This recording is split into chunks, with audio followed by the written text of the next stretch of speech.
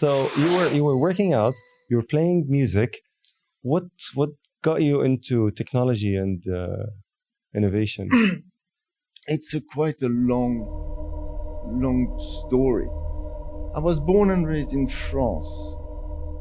My parents are Swedish, so I have a little bit of French accent. I know when I speak English. So that's what they taught me how to speak. So I went to study in Sweden, and I wanted to be a musician, as said. So I realized that I have to work in life, that I will not be able to afford being a musician, being a teacher or producer. I mean, the competition. I didn't really believe in my abilities to that point. So I thought to myself, if I'm going to work, I'm going to at least make some money. So I thought to myself, as an 18-year-old kid, who's making money in the world? It must be those Wall Street guys with all the phones. So I went to a counselor and said, what do you study in order to become one of those? Who did you go to? People, a counselor at when you apply for the university. Okay. I say, you need to study economics. So I studied economics, did a master degree, I even started a PhD, because actually I get very interested in the field. So after that, I started the PhD. I didn't finish it because I got a job in Luxembourg. That was, so you did the undergrads and then masters, and then you started immediately? Yes, started immediately. I mean, I did 6 months of PhD, but it became too astrophysical for me. So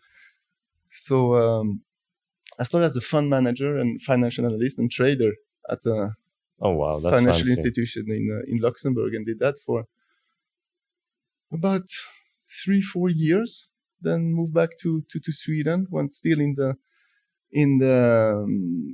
So you were born in France. Yes. And then you studied in Sweden. Yes. Okay. Then I went to Luxembourg 3-4 years. Then I went back to Sweden to work still in finance, in risk management or insurance industry. And there I started to realize the importance of leadership. I started to grow, and I thought like, maybe I want to become a boss one day. Just this thought started to appear in my head, and the leader I had at that time was not like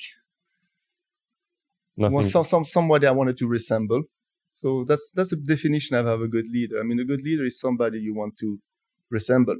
You want to be like that person. You want to at least have some character trait as that person. So I started to do the right things, but you're not really happy with your leader. Instead of changing the leader, change yourself. So go find another work. So I did. And it went quite well. I had a couple of opportunities. One was to go to finance, and one was a global leadership program with Ericsson in technology, different field. But it gave 2 opportunities: one, to travel around the world; 2, to actually become a leader. It's not like you're going to be a leader automatically after it, but you're going to get the tools, the mentorship, the visibility, the tasks to test yourself and see if you're going to be a leader. So I talked to my fiancée back then, who is my wife now. What do we do? Let's try something new. Let's try it for a few years. And that was my start in the technology field. And 17 years, I'm still here. It was probably the best decision of my life professionally. Apparently. Yeah. But so I would love to know more about this program, the Ericsson. So it was in Ericsson in Sweden, and that was a leadership program. So they take a cohort of what, like young? Yes, they take a cohort of, I think it was 25 people. So you have 3 rotations, 6 months each. One at the head office in Sweden, where you learn about. You get a project, and you have senior leadership. So you have mentors. You have a dedicated mentor. You have a good project. I mean, reporting to a steering group. Everything was new, and when you're new, this is really exciting to get this visibility. Then the next one was in the market. I was in Italy, in Roma, for 6 months, doing some M&A. Within the same program? Within the same program. So it starts there, and then... Start 6 months there, then you go... I went to Italy. It could have been anywhere, but it was there. There was some M&A, because I had this financial background, so they needed some advisor in some kind of Yeah. tower venture they were looking into with customers. So 6 months in Roma was pretty great. And then I went to Hong Kong. Oh, wow. Okay. Yes. Brilliant. Yeah. So and then went back to Sweden, and there it started. What's the key takeaway? What's the one memory that you remember from that period? I mean, the work gets much easier when you have like a goal. My goal was to become a leader, having like direct report, to see it, test myself and go further. So that's easy. That's good to have a goal. And it's also very good to go to a job where you like what you do. You don't get some kind of frustrated of the environment and so forth. So a workplace where when people want you to thrive, that's okay. That's very nice. And what's the key learning that you got from this program, from this leadership program? Do you remember it? That I am capable of becoming a leader. That leadership is a profession. It's not because you're in a team of, for example, technical people. The best technician would maybe not be the best leader to lead the others. It might be somebody else. It might be an informal leader that actually is more suited to run the show. So I learned that it's a profession, and of course you're born with some aspects of it, but you can sharpen the saw, you can learn, and you always need to have this self-awareness. Am I doing the right thing? How did I work today? Can I do things better? Because leadership evolves with time. It does, depending on the position that you're having. Yeah, I mean, it's very powerful what you're saying, because there's a massive debate between leaders are born or made.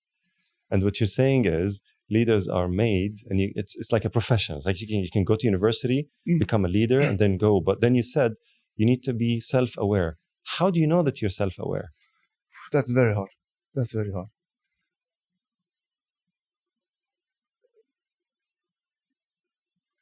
a very good question. I mean, I like to say, oh, I'm self-aware. Yeah. But am I self-aware? Exactly. Yeah. How do you know? It's very philosophical. Yeah, it's very, very, I mean, have I gone too hard on the people? Have I actually micromanagement? Have I demotivated them? Could I do something different? This meeting didn't go well. What I always look at me rather than looking at the other people. Like, what could I have done better, instead of saying like, you should have done this, you should have done that, and so forth. Of course, there are feedback sessions like, this was great. Maybe this, if we do it like this next time, it will be even better. Yeah. Right? So it's like some positive reinforcement. But I like to look at myself because I need to be better. If I'm not a good leader, the people will not follow. And if they don't follow, I am irrelevant. I'm not needed. And then they will feel like I felt in the company I left to come to Ericsson. And that, I remember how it felt, and it wasn't pleasant. It wasn't pleasant. And obviously, when you have that experience, you don't want to make people feel the same way about you, because this is horrible.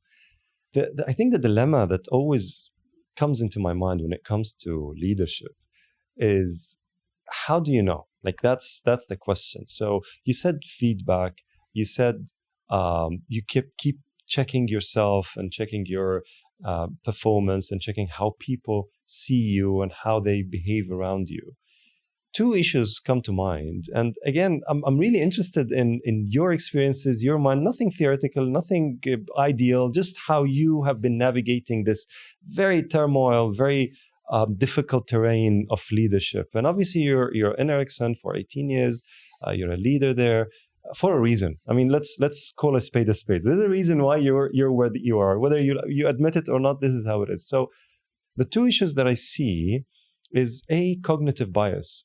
So you're always biased or you don't know what you're biased of. And everyone has a bias. For example, I'm biased towards my family. I'm biased towards my people. I'm biased towards myself.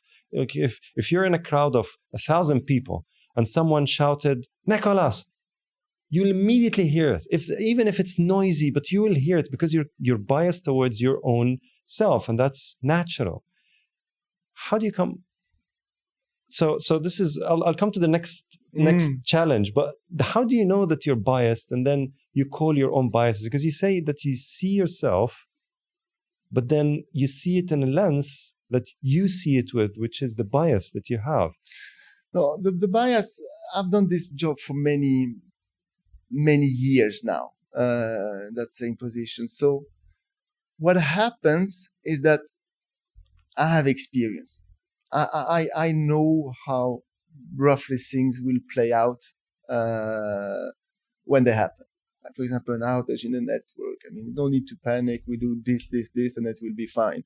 Rather, in the beginning of my career, I would have really micromanaged and really stressed about this. But with time, it comes this confidence and this experience. So that's the bias I have, that I know what's going to happen, which I sometimes is completely wrong about. I believe something's going to happen, then something else happens. So that's more or less a bias I have. And in order to address that, what I try to do, which is not easy at all time, is bite my tongue and listen to the team and trying to be the last person to talk instead of coming in. I've been through this before, guys. This is what's going to happen. You do this, you do that, you do that. That I try to avoid as much as I can. And I still do it sometimes. I still do it when it's like crisis management. That I'm more a directive leader. And this is what I said, self-awareness. I know, like, should have been such directive and telling, knowing it all. How did the team feel about that? I talked to a few and I try to correct it for next time. But there are some traits that are harder to take away completely than others. So that's a bias I might have in certain situations. Yeah, I think listening is also a skill. I love what you're saying, because it's so fascinating the way you're just easing into the different skills. Like you said, leadership is something that you learn. There are certain skills that you have to acquire, certain tools that you have to master to be able to be a leader. And those are things that are learnable. One of which is listening. And you can't cheat time. You have to take your own time, organic time, until you know how to listen. And of course, when you listen, you will know. Because listening is the root of feedback. How do you get feedback if you're not listening?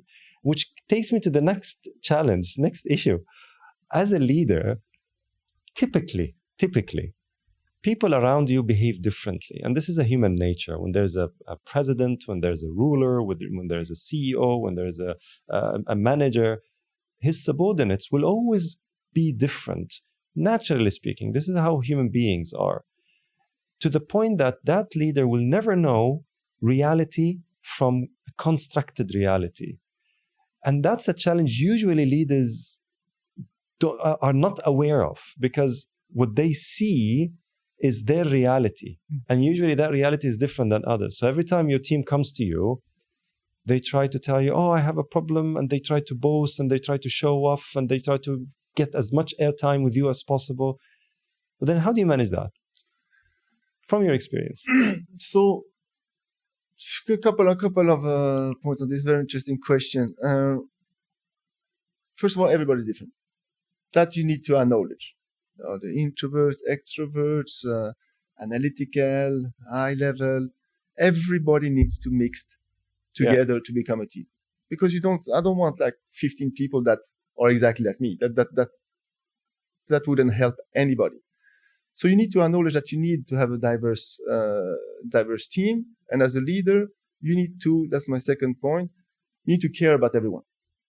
You need to care about everyone, make them feel valuable, because they also have a life. They also have family. They also have ambitions. You cannot forget that as a leader, that they also want to thrive in life. They also want to get promoted. So if somebody needs time with me, I offer time with me. And some other people are like, listen, just tell me what you expect and let me do it alone, because I like to. Then you have to accept that and be strong and not like, is he doing the way I want? Yeah, exactly. Bite my tongue and accept that it's not going to be exactly the way you want. That's also important. It's not going to be exactly the way you want. It's going to be 80%, 90%, maybe even better. Who knows? But You have to put the trust in the team, to care in the team, and accept that everybody's different. And as leader, as I said, is a profession. My profession is to give time to them and be accessible. And that's part of the job that I love, to talk with the team. See, what's your ideas? What do you think? What should we do there? And so forth. Should we position ourselves with that prices? Which product should we have here? And having this debate, this is quite enjoyable. The debate. Yeah. What if someone says you're wrong? I'm happy to be wrong, but just prove me why. Okay. Yes. Okay. I'm open-minded. I believe I'm right, but I'm happy to be proven wrong. To be proven wrong. So how do you respond if someone says you're wrong? Do you feel an urge to tell them? No. See, obviously you're more experienced. Obviously, you're more senior. Obviously, you've rubbed shoulders with different caliber of expertise that these people don't know. And 9 out of 10, probably, you would know more things because you have your peripheral vision is far bigger than theirs. But they don't know that. And that's why they come to you and tell you you're wrong. Now, like you said, sometimes you're wrong, sometimes you're right. But it's the knee-jerk reaction. How do you respond to someone says you're wrong? Why? Okay, so you inquire. Yeah, of course. I love that. What if it's a major decision that is about to be taken and we are debating together? I've listened to people, or in certain times I've put in my opinion there. Some or several of the team members says, always in a respectful manner. I mean, of course. No, I disagree with you. We should do this and that instead because of, I'm completely open to it. And if I disagree, I will put my arguments. And then we come to a decision in the end as a team. But once the decision is made, whether it's mine or the one that's been committed, it's made as a team and we all stand behind it. So being challenged actually makes you grow, because as a leader, it's quite frustrating sometimes to be surrounded by yes, great, yes, let's do that, and I know in myself I don't know if this is the right strategic thing. Can you try to debate this and so forth? So when people are challenging the decisions, it's a sign of it's a healthy sign. It's a healthy sign. Yeah. Okay. Wow. It means that people are comfortable in their roles as well. Yes. Because if you can challenge and you're not afraid that there will be any repercussions or whatever, those feelings that could happen, then people are comfortable and you know that they will do their best. I love that, because that will remove the cognitive bias that you have. If people are actually comfortable objecting and debating and arguing with your decisions or with your ideas, that means you're doing the right thing and you're not cognitively biased towards your own let's say self doing the right thing all the time, because they're actually having the courage to stand up for what they believe in front of you. That's a nice feedback, don't you think? Yes. Amazing. But this comes with years. It's not like it wasn't day one. It comes with experience. I've been in executive position for 15 years, so it's. Do you remember yourself when you started? Yeah. Yes. How were you? On a scale from 0 to 10, from 1 to 10, where were you on the listening versus telling? Start at 0 or at 1? 1. Sure, you listened. It started at I guess 1. I guess really? 1. Yeah. Wow. Yeah. And now would you self-awareness. Amazing. Humility and courage is. No, but what happened is that I got thrown in as a line manager. It was a big merger of. We bought a company in North America, so they said you're gonna lead this integration and you're gonna run the strategy. Oh my God. So I was thrown in this acquired company, and I had a few people directly reported, and I thought that the leader had to know it all. That's what you thought? Yeah, that's what I thought. I thought. So I misunderstood some healthy basic was concepts. that? No, it wasn't. Then I got tired. The team was not motivated and so forth. And then I called my mentor saying, what do I do? What do I do? You had a mentor? I cannot. Well, a mentor. I mean, a whole manager in Ericsson that was there for me. So I just called him. I said, I cannot do this because I cannot know it all. It's not possible because it's too much. My team expects. I said, well, hold on. You're not here to actually do the actual work. You're there to lead. You're there to do the strategy. How often do you meet your team members? What's the recurrent meetings and all this practical stuff?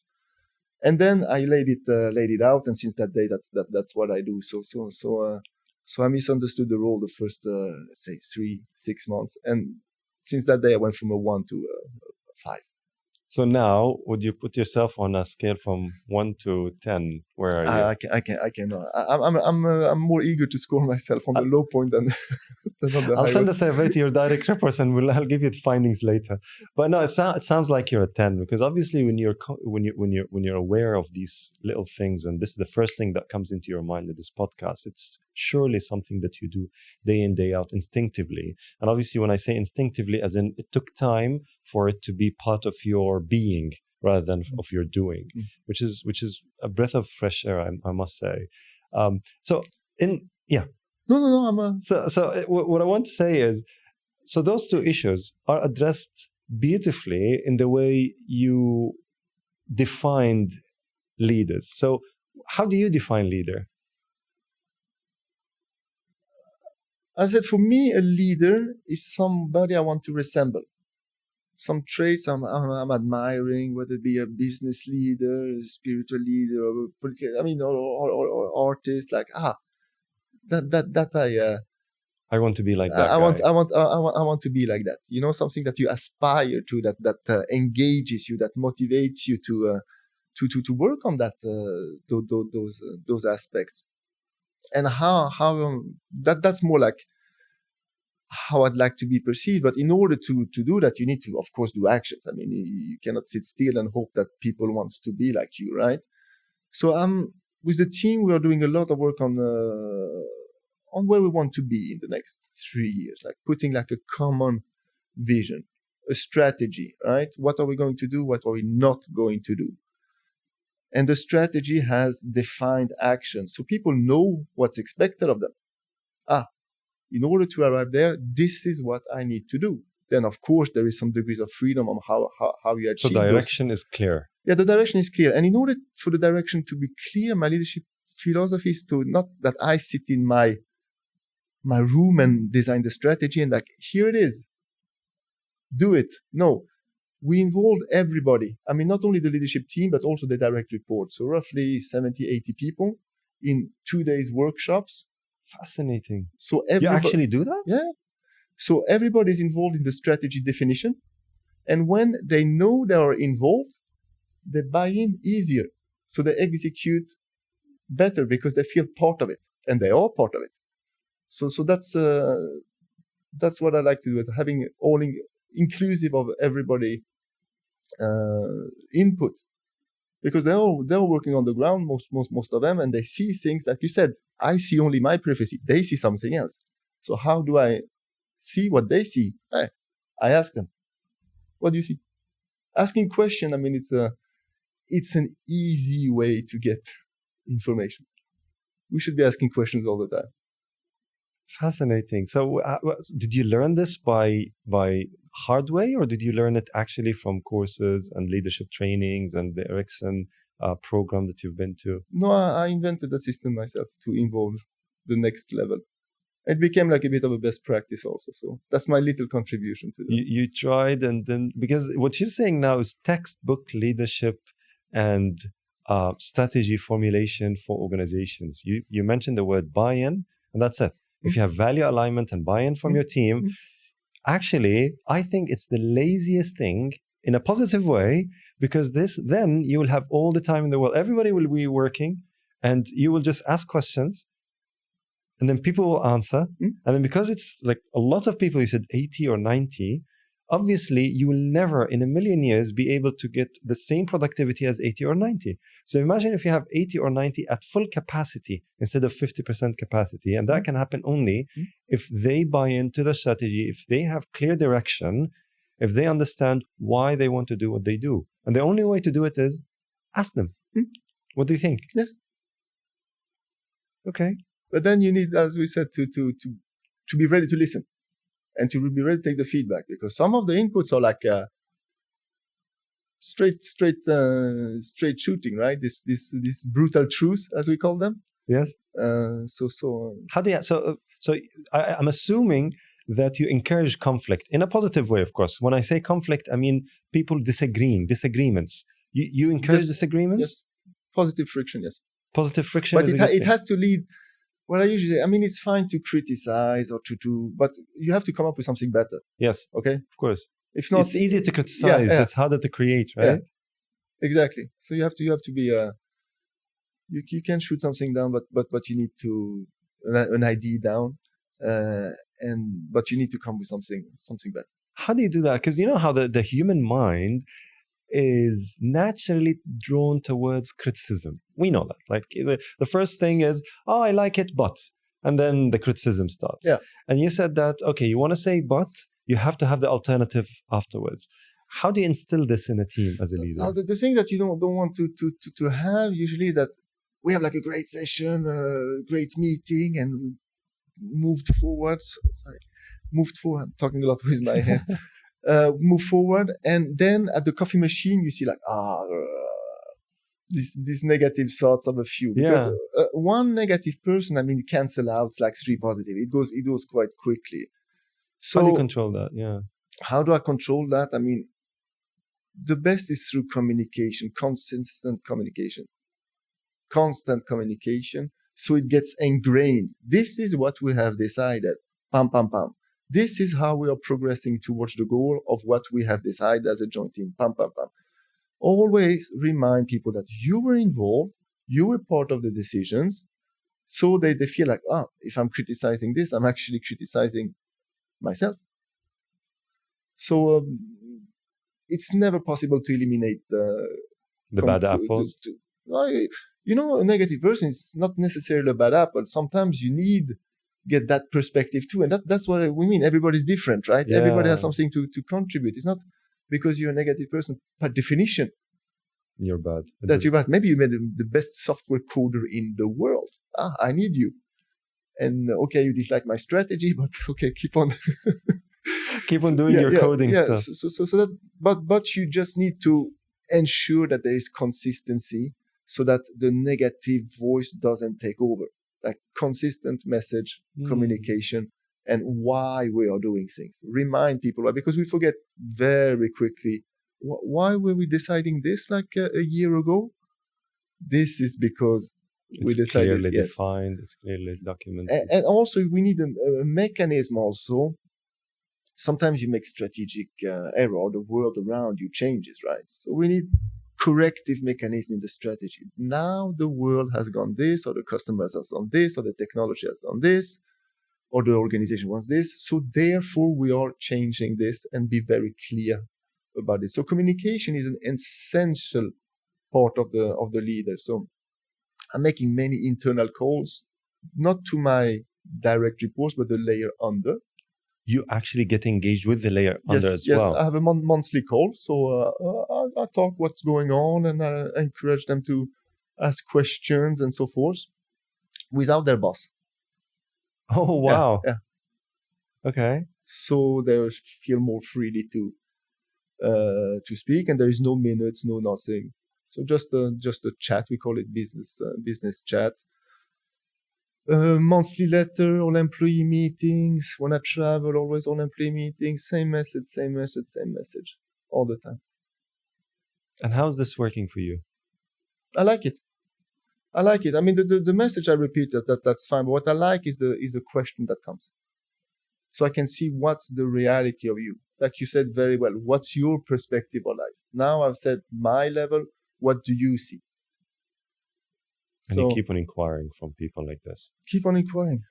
And you hear questions that are great. One time I was in a country in Africa.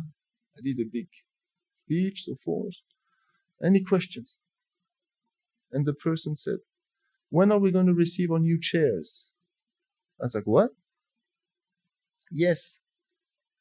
because we don't have any chairs. We share one chair for two. So one person has to stand for an hour, and the other one has to sit.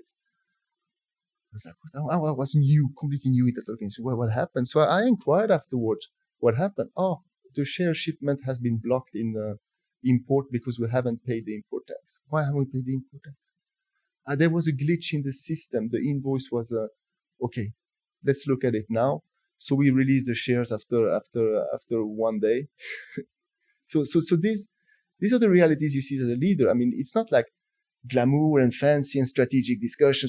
They are the reality of the people on the ground. And then they got the chairs. And once they got the chairs, the productivity went up to the roof. It was one of the best performing country in the region I was leading back then. So you need to be very open-minded, and anything can come up, and you need to understand that the realities of the people are different than the realities that you have. But as a leader, you need to address them no matter what. I mean, of course, I don't want to stand up and working all day. This. But if you didn't ask, you wouldn't know. Exactly. And if you didn't listen to them and give them the psychological safety, they wouldn't have the courage to tell you.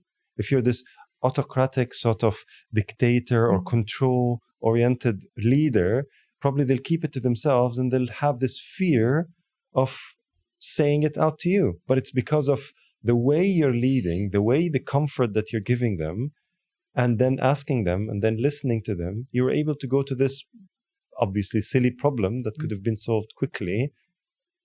Yes, but you need to have I put this extreme example, right? Just so for all of us to understand that a leader just don't sit at the top and have a fancy life. It's very hard work. You need to be able to roll up your sleeves. You need to be able to do the work on the ground. You need to be accessible all the time.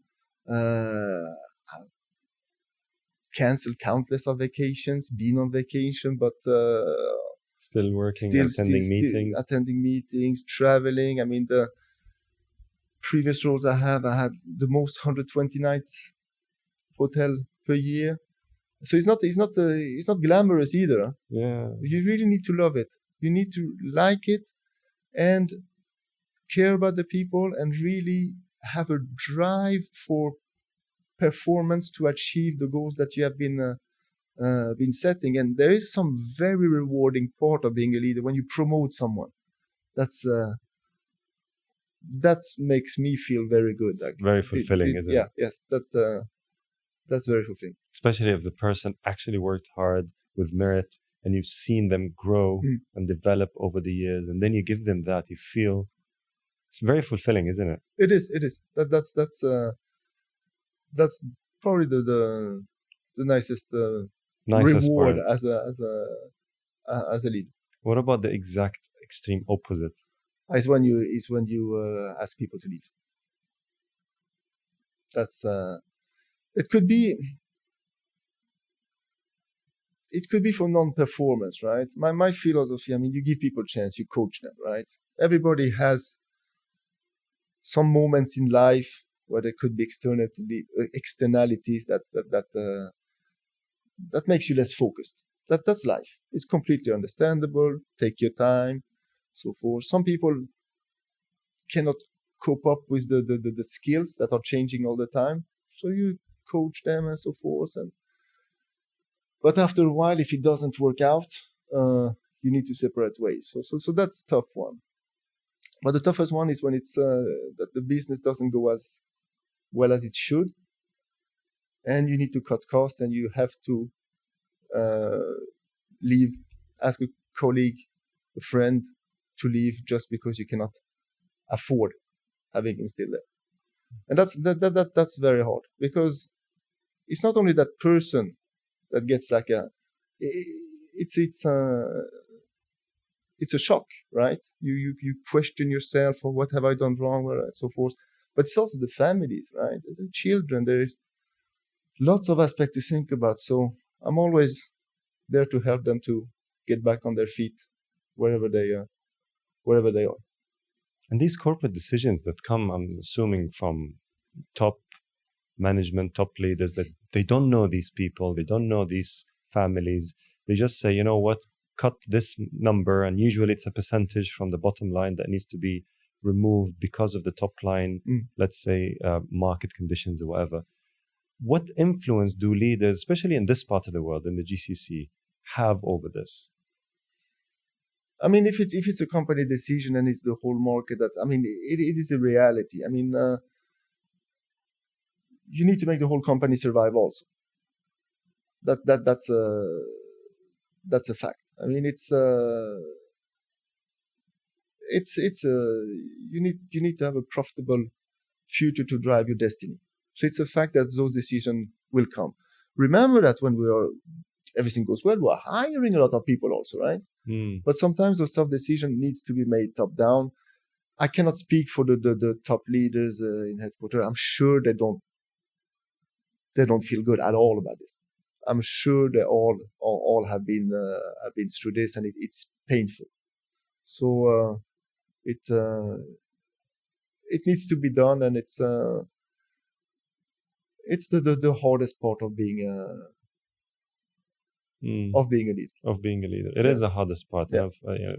I've been in situations where these things come my way as well, and it always made me think of course, there's nothing you can do at the moment because the decision has been made, and it's obviously way above my paycheck, but or my pay grade. But I always contemplate: was there something I could have done before? Like, for example, have learning objectives for these people, KPIs related to their own personal development, so their own value becomes always bigger than what we need from them. So they become indispensable for the organization. And obviously this will have a positive impact on productivity, and that's a long marathon, right? What do you think about that? What do you mean, the impact on the... So if, as a leader, I have always put targets on my subordinates. Yes, I have always put targets, and these targets are always, let's say, commercial, client. There are targets related to business. Yes, we do the same. Exactly. What if I have targets related to their own personal, like learning objectives, and performance targets that are related to their own value maximization and their own core of competency and capability. So they always maintain. So let's say I thank you for clarifying. I'm a bit slow sometimes. We are setting targets on everybody in the organization, being financial, being customer interaction, you name it. And we also have development goals. Okay. So there I sit with the people. I mean, first of all, what do you want to do? I don't believe in you should learn AI, you should learn the characteristic of 6G. I mean, looking at myself, self-awareness, I am only able to learn what I'm interested in. So I ask the person, what are you interested in? Are you interested in those new technologies? Are you interested in enterprise business? Are you interested in this and that? Yes. This one I could do, this one I like, and so forth. Then we agree, okay, this fits quite well with the future. That knowledge is important. And then we register for courses or university educations and you name it. What happened is, on the opposite, when you say put a curriculum to people, like an engineer, for example, you should be better in finance. When we are doing the governance, you don't really follow in the financial discussions. And the person says, yeah, I'll do the finance course. So we put on the finance course, we have some online or whatever. Then look up, have you done it? No, I was busy. Yeah, it's only I don't have time. Yeah, it's only 30 minutes a week we ask you. So basically, they're not interested. They will never learn. They will never learn. So you need to enhance the interest of the people. But then I know we talked about the hardest part of being a leader, and I agree with you. This is the hardest part, but it's 50% on the leader, and in my mind, it's always 50% also on the individual, on the employee. And I'll tell you what I mean now. When I used to manage people, my employees used to come to me and ask me for a pay raise. And I ask them, why do you think you deserve a pay raise? And the first thing that comes into their mind, oh, I've been in this organization for 10 years and I didn't get a pay raise. It's like, okay, did you get your salary on time every month? Yes. Okay. Did you do exactly what you were compensated to do? Yes. Then why do you expect a pay raise? You have to do more to expect or deserve more. And to do more, that means you've grown, you've developed. There's something in you that you have done. So that engineer, I would ask him, are you able to engage in discussions with our finance team so you're able to amplify and optimize our spending in a way that allows you to sit head to head with the finance team and tell them, hey, no, we shouldn't do this, we should do that, and speak their language so the bottom line is improved? Or are you just spending and spending and spending because in your mind you're an engineer and you want to buy the biggest gadget, the biggest this? So it's incumbent on the individual to actually learn and accept. And even if you're not interested in it, and of course they wouldn't be interested in it, they still have to persevere. Exactly like a leader, persevere to be a leader and learn that tools. What do you think about that? No, I mean, spot on. So we put the targets on people that they have designed the strategy together with myself and the leadership team, everybody. They have a development plan. Now, this is what's expected of you.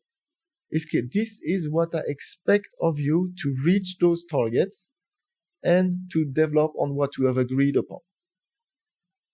All right? Then if they come, I need a salary raise. I did all my targets. Yes, I expected you to do them. I was clear from the beginning. What have you done exceptional? Have you gained market share that we didn't know we would get it in the beginning of the year when we set the target? Have you done something exceptional on the profit? Have you managed to have a different solution that cut costs by so much? No. But then you are very good at what you do. You qualify for the role. But if you want something extra, you need to do something extra. And that I'm very clear about. I am very demanding also, self-aware. I mean, I'm happy to be open, I mean, having a discussion, debate, and so forth. But once the things are locked, I expect the results to be achieved and then surpassed even. I will reward. And I'm 100% with you, because in my mind, at least in my philosophy, in business is not a democracy. Business is about leadership, people, productivity. You don't have to say how things should go. There is a goal. You're doing what you're supposed to do, and you're growing. Democracy is in a business. It's something that will take people to all different directions, and then people will be dreamy. It's all about focus. It's all about growth. It's all about achievements, and that's what people should focus on. But you need to have some kind of democracy. I don't know if it's the right word, but in the beginning, when we're doing the strategic process, as I described, having the opportunity now, speak up. Now is the time. Now is the time. Now you have 2 days. You can say whatever you want, and whatever you say, we're going to put some strategic direction on this. But who decides? We validate everything in the end with the leadership team under my supervision. Yeah. It's not about consensus, is it? No. We take the input. Yeah. We look at the simulators, and usually there is no major outliers there. Everyone wants the same thing. But again, it's more to have this sense of belonging, have this sense of inclusion, have this sense of participation, to engage on the strategy execution, which is the most important part.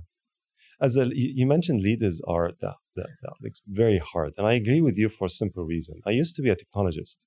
I'm still am, but I'm a computer engineer. I used to code. I used to develop infrastructures and networks and applications. And for me, if something didn't work, I just debug, I troubleshoot. I go to the line where the issue is there. I correct, I put the semicolon, I change the whatever it is in the code that it's missing, and then everything works. I wish there is a platform for humans that allows us to debug why they do what they do. What do you think about that? I mean, I like the imperfection of humans, though. That's what creates nice art. That's what creates nice technology. That's is those imperfection that everybody thinks a little bit different that actually drives the progress. But sometimes, of course, I would like, can you all do just do the thing? Just that one. It could happen, of course, but the sooner you accept that everybody is different and everybody is imperfect, including myself, the easier it will go. Because if you drive somebody to some kind of perfect vision that you have, which you will burn that people out, or you will ruin the talent, you will demotivate that person, and they will leave. So you need to have these degrees of freedom. Okay, I give this range of freedom to that person, because I know there's lots of creativity in there, but I keep an eye on the KPIs still, because the key for the different people get to the results differently. There's different passes. There's my path, which I believe why don't you do like this? No, I prefer doing like that. And that's also hard as a leader. Could it be a different way? But there are plenty of ways. So just let the people have their figure style. Out the how. Yeah. So you tell them the what, or you agree with them on the what, and then let them figure out the how, and you keep on monitoring them just to make sure that they don't fall and have a negative impact on the business. Yes. But then give them the empowerment, give them the freedom to be able to feel that they own it, so they can deliver what they're supposed to deliver. And this is also about respect. I mean, people in my team and in the organization I work for right now are most like engineers, like top engineers, or have degrees from very fine universities. I mean, when you have a diploma from a very fine university, you don't want to work somewhere when somebody's behind your back and telling you what to do all the time. You want to apply your knowledge, having some kind of freedom to achieve, of course, clear tasks, but do it a bit your way. We are not machines. Everybody has their way, and they should be able to do it their way. But in the end, the results counts. Okay, if it doesn't work, then we need to adjust. Do it differently. But sometimes the way of the people, the different ways people are working, leads to even better results. Now we can improve. How did you do? Yeah, because this or that, whatever, so this goes back to the listening. Of course. And there's no one person that can do it. Even if you check with ChatGPT, he wouldn't give you all the answers. And if you have all of these people voicing out, definitely you will have at least one where it's the best solution. And if you actually have it their way, two things will happen. A, it is the best solution. And B, you get the buy-in from them, so they actually do it without you standing on top of their head asking them, when are you going to finish? When are you going to finish? Exactly. And then if they do good, as I said, I'm able to promote them, and I'm the happiest leader. And that's the happiest leader, exactly. It's a win-win situation. So happy. Yeah. What about risk? Need to be managed. In this, because now, in my mind, the reason why some leaders are on the control, so you're talking about two types of leaders here. We're talking about the leaders who are cultivating, collaborating, which is the model that you've just described here. You listen, you ask, you empower, you get the buy-in, you make sure that there's an alignment between your values, the goals, you make sure that direction is there. All of those elements are collaborative, cultivating leader that creates an environment which is filled with interdependency. People depending on each other, people are working in harmony with each other. The other end of the spectrum is control leader. A leader who likes processes, who sets the direction, who tells the how and expects people to do. When someone comes to them with a problem, they tell them what to do and how to solve the problem. If someone does it outside of the policy or the process, they actually get upset and they get reprehended, the employee. So, and the reason why they do it is because they are afraid of mistakes. The risk profile is not very good. Mm. How do you manage that here? If someone is here, what's advice do you tell them to move to the other end? That's a good question.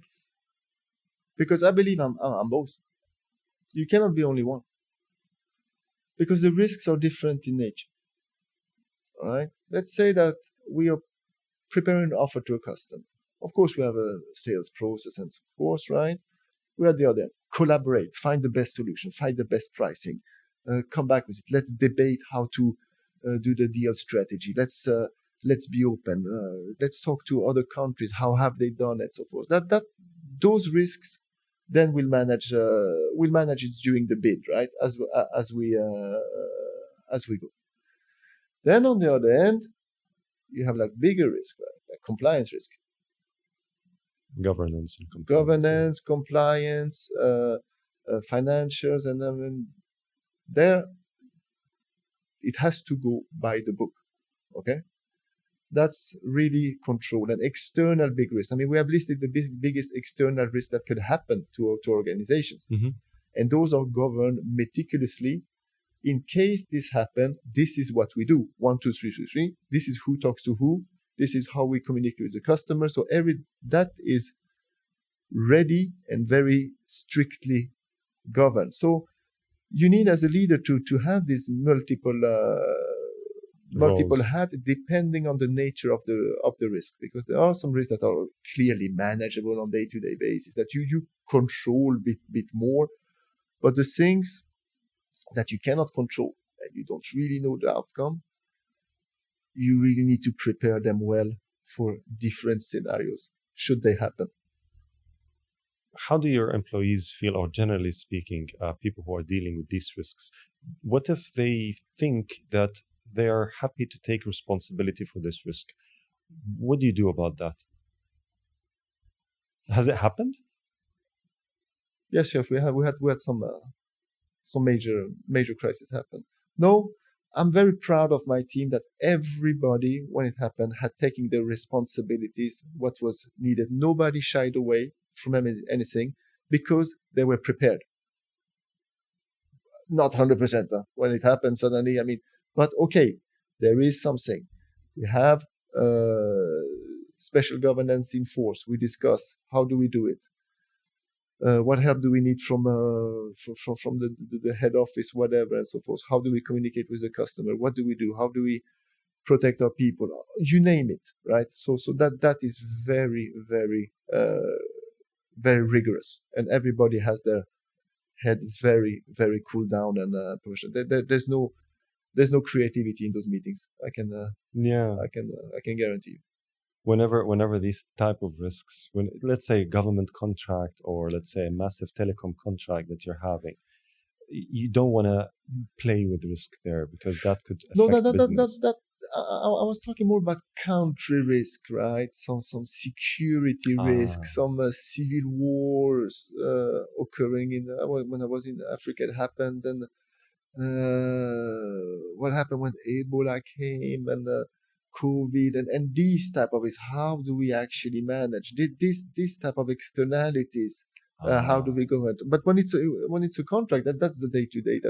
That's more the collaborative part. How do we create it? How do we engage everybody? How do we make sure we get the best price? Are we competitive? And this is fun. This is jovial. I love that. Yeah, because for a moment there, I was going to push back on the element, because then how do you define, and then it risk, and then it becomes to your own subjective view as a leader, and then we go back to biases. But now it's very clear. No, of course, when you have something as big as a country, or let's say a security of a nation, or some sort of an externality that is affecting outside of your control, then you have to abide by the laws of the land. You have to have the certain process and everything else. But then we go back to people are different. And then people don't know. And again, you don't know what you don't know. What do you do to make sure that because when that hits, there's no time for learning and education. What do you do to make sure that at least the team is ready? Is there some sort of a practice that you do? No, we review the risks regularly in our governance, and we update it on a quarterly level, right? But the thing that happens is suddenly it happened quickly, all right? And sometimes, we didn't see that coming. But then we can look at the other, because the structure of crisis and so forth is the same. Yes. So that then we can link it to it. And one interesting part when it comes to big crisis is that the telecom network becomes essential. The telecom becomes essential, of course. People need to communicate. 100%. They need to talk to each other. Where's my family? Where's this? And so on. So that put a lot of demands on us. But we are there to support. Of course, a company that is more than 140, 150 years. Is obviously it's the backbone for communication at a really foundational level, isn't it? Yes, I'm very proud to work for this company. And again, it's been around for 150 years. And if we go back to the leadership question, there is no company that survives 150 years if the leadership has not been very inclusive, based on respect, professionalism, and inclusion. That I have not seen. 100%, because the way cultures and organizations form, and the definition of an organizational culture is the collective behavior of the group that makes that group distinct. And you just beautifully described the culture of Ericsson. And I'm sure for the listeners, they're like, now, I wish my company is like that, because everything you said is a dream space, a dream environment for aspiring engineers, for aspiring creators, for aspiring innovators. And I love how you mentioned then people will leave. And you said it with the tone of, no, we don't want that to happen. Yeah. It's crazy, isn't it? It's crazy how you see most of the leaders espouse everybody's replaceable. And, you're going to leave? It's fine. We're going to hire someone else. What do you think about that? I'm replaceable, I'm sure. But at the same time, not. And that goes for everybody. Everybody brings something special to the organization. And we see when people leave and we have a replacement, it's not the same for good or bad, right? So everybody brings something to the table. And again, humans are not machines, right? And it's not only how you perform your work. I mean, let's say, okay, fine, this guy performed the work same as the previous one, but then maybe the one was fascinated with football and talked to a customer that loved the same team, and they created the bond, which created better relationship, which created better sales. Or the other one, and better business, yeah. The other one was really sociable and an informal leader in the team that has big empathy and so forth, right? So everybody brings their aspects, and it's about cultivating that environment that actually attracts those type of diverse skill sets that are outside of the core competencies and capabilities of the function. It's more than the function. That I'm convinced about. I love that. Now, where did this culture come from? Is it clear in Ericsson, or it just developed organically? It is. I mean, we have seen many. I was planning to do my leadership stunt, as I said in the beginning of this show, and then they go back to finance, going Wall Street or whatever, London. That was the thinking I had. But 17 years later, I've been working since the Hong Kong, Italian, Sweden. I've been working in Germany 1 year. I've been working in USA, Malaysia, Senegal, South Africa. Here, I've been traveling the whole world, meeting so many good people. And when you go to an Ericsson office, it's the same. It's all over the world. All over the world. All over the world. It's crazy. It's the same mindset, and lots of people actually stay very, very, very long in this company. My wife says, "But you're gonna retire." I said, "No, I'm gonna." You're not. This is. I mean, one of the indicators, and I've made my research on Ericsson, obviously, and you see the tenure is really like the average people staying in the company is really on the higher end. Yes. And that tells a tale about the organization's culture, don't you think? I'm 100% positive. It says I've seen some statistic of the tenure on the big tech company, famous one. It's like 2 years. Yes. It's like crazy. I mean, 2 years. They haven't even started in Ericsson. No, but one thing that I've noticed also, the people leaving the company, many come back. That's also another sign. Yeah, many all wants to come back. So I think you should lean on that as an organization if you haven't already, because I think your most valuable asset is your people, isn't it? I mean, these are the creators of ideas, the innovators of new radical technologies that then can develop the world. No, but we're talking about 30,000 researchers in Ericsson and 60,000 patents. Wow. And it's that's a legacy. It's an innovation. It's an innovation machine. It's of course, of course. Because like literature, academia, practical business studies, you name it, the link between a healthy environment and a culture that is conducive of empowerment, of cultivation, of ideas, is a predictor and a driver for innovation. Now, let me bring this, and I hope you agree with this, right? Nokia. Do you remember the Nokia times? What's the Nokia time?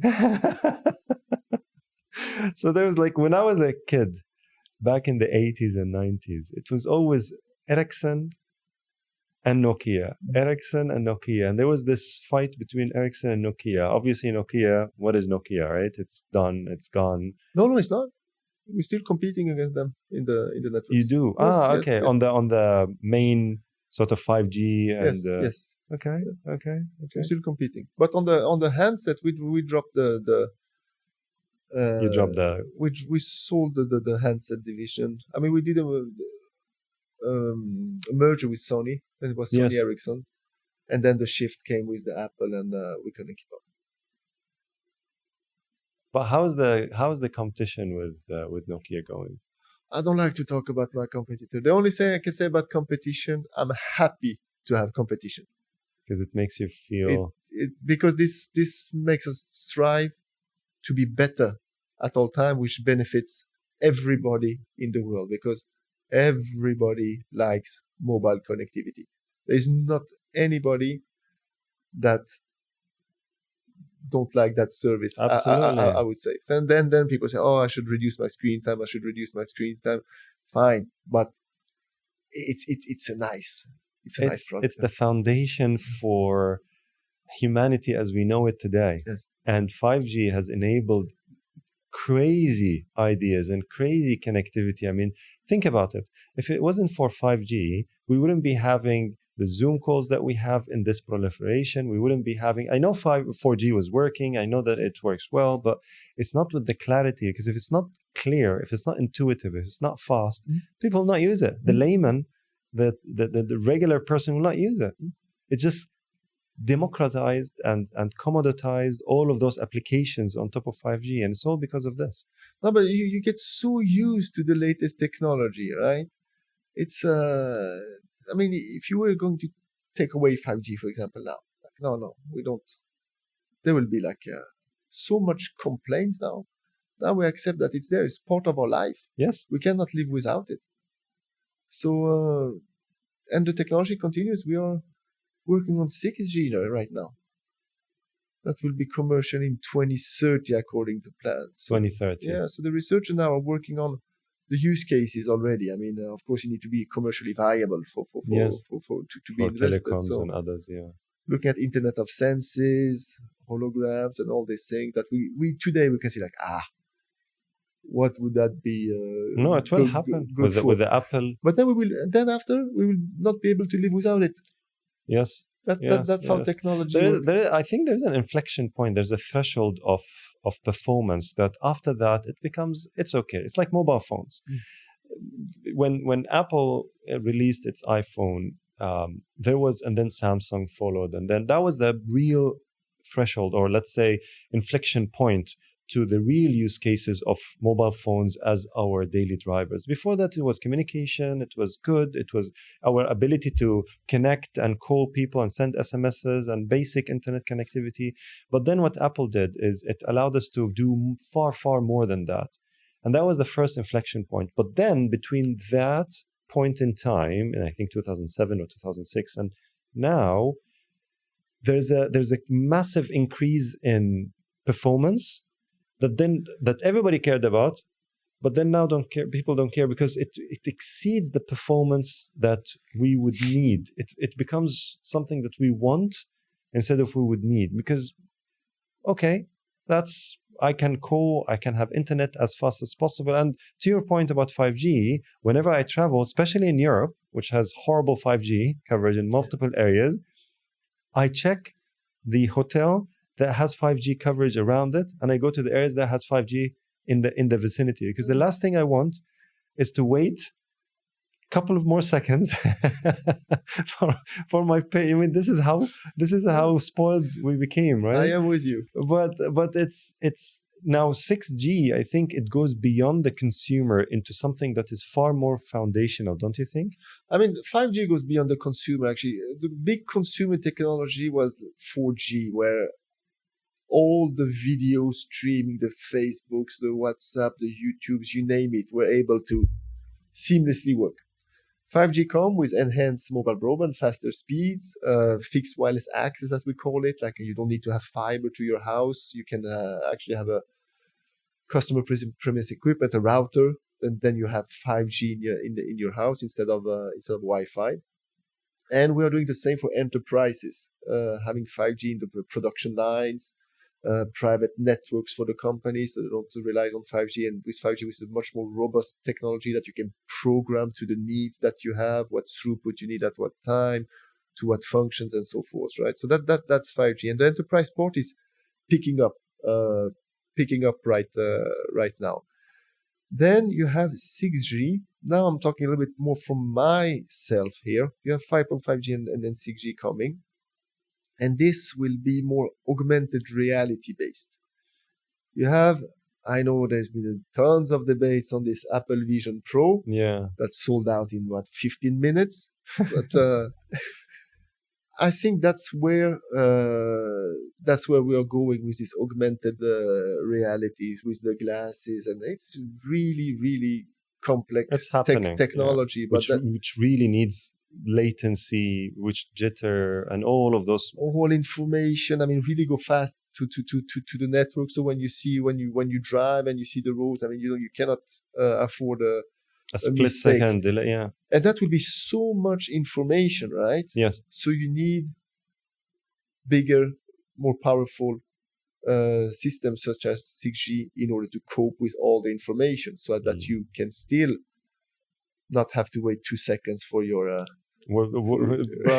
But for the consumer, they will not see it on their regular devices. It will be for example, if I have a website, and this website, let's say the page is, I don't know, 5 megabytes as a size of the website. If I'm on 4G or 5G, I wouldn't see the difference. But if the website has, let's say, 100 megabyte data in it, then 5G will make a difference. Now, the websites that are 100 megabytes in size started becoming common because of 5G. Yes.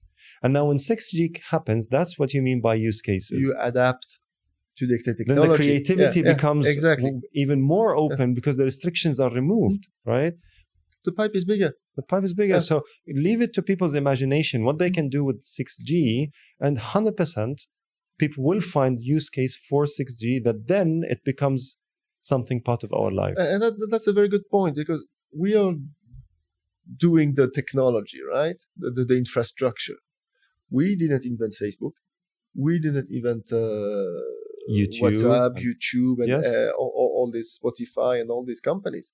But they became very relevant because of they the infrastructure. exist because of exactly. Yes. If let's say we don't have connectivity as fast and reliable as what we have today with the technologies that companies such as Ericsson is providing, WhatsApp wouldn't have been picked up. No, we'd be on 2G or 3G waiting half an hour Yes, for your 1 megabyte.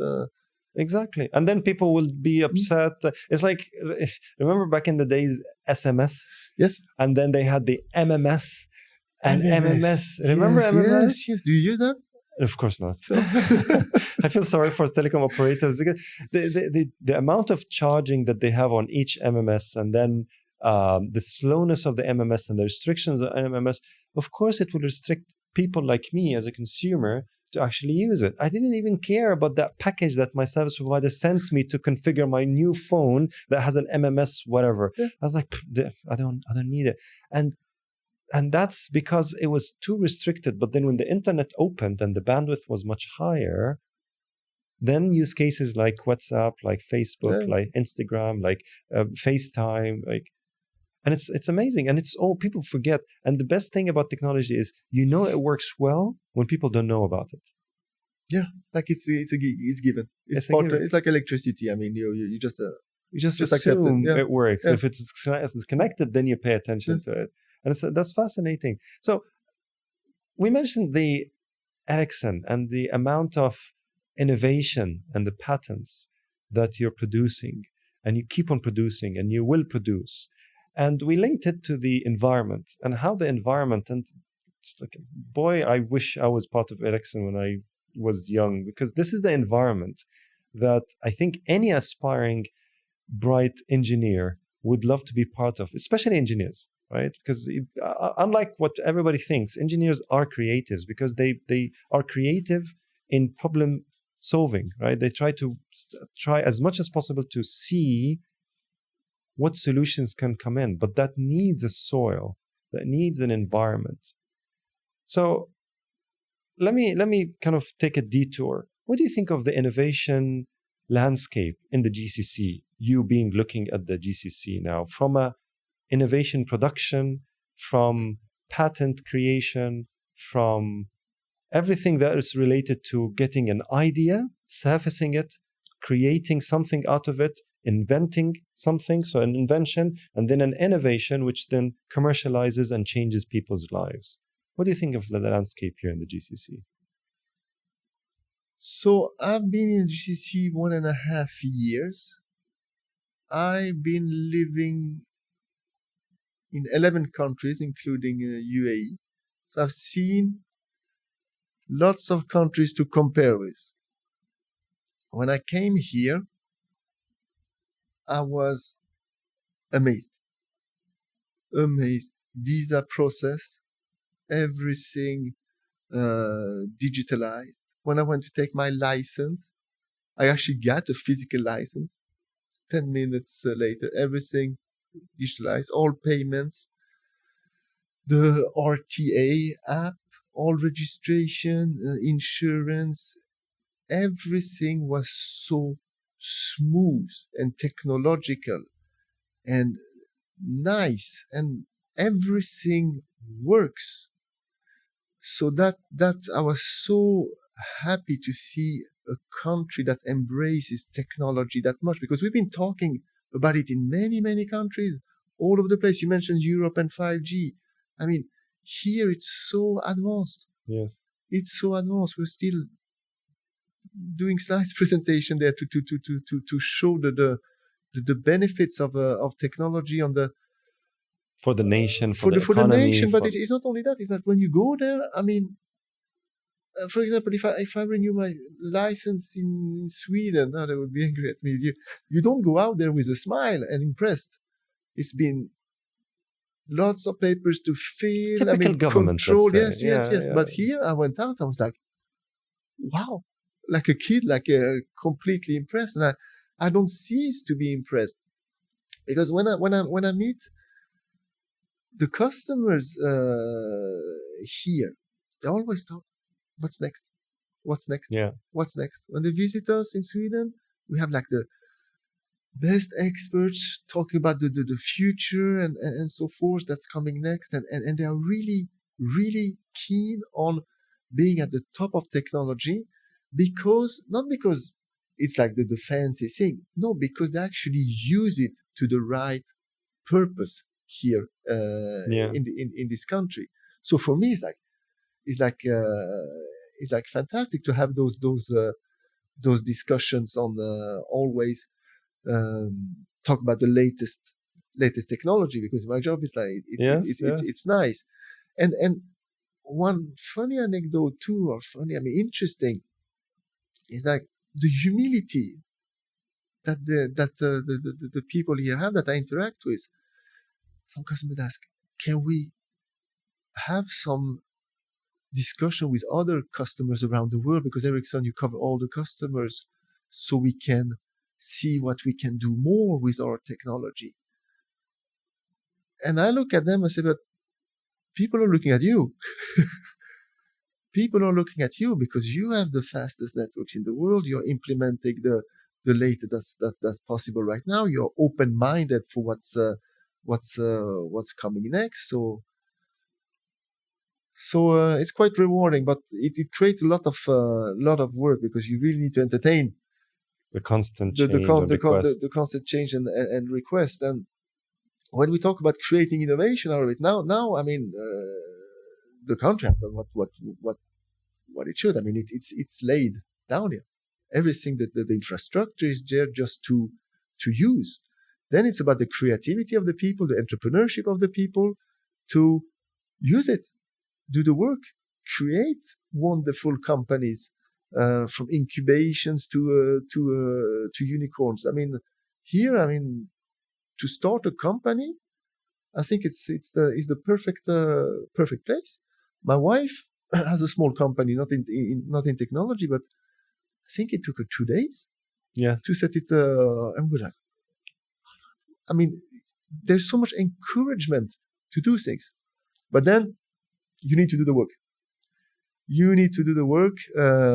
Sweden has a lot of big companies. We talk about Volvo, Scania, IKEA, Ericsson, H&M. But what's common with those companies? They're old.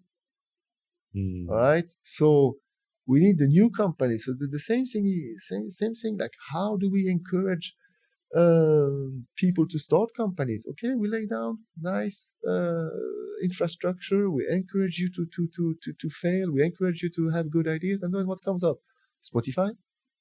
And a myriad of other companies are on the way. And this will happen here because the environment is the right one. But then it doesn't happen by accident. By accident. You need the entrepreneurship, risk-taking, ideas, failure, learning, and the whole loop over and over again. But I'm confident we will see some nice companies from the UAE going forward. Nicolas, I think this is a fascinating discussion. Any last comments from your end? What do you think of the whole idea of innovation and leadership and culture? I love this discussion. First of all, thank you for having me here. And it actually, I learned a lot. So I'm happy. You can see that by the smile on my face and trigger lots of thought that all of these variables are completely interlinked. They cannot live without the other. So thank you very much. Really appreciate it. Thank you.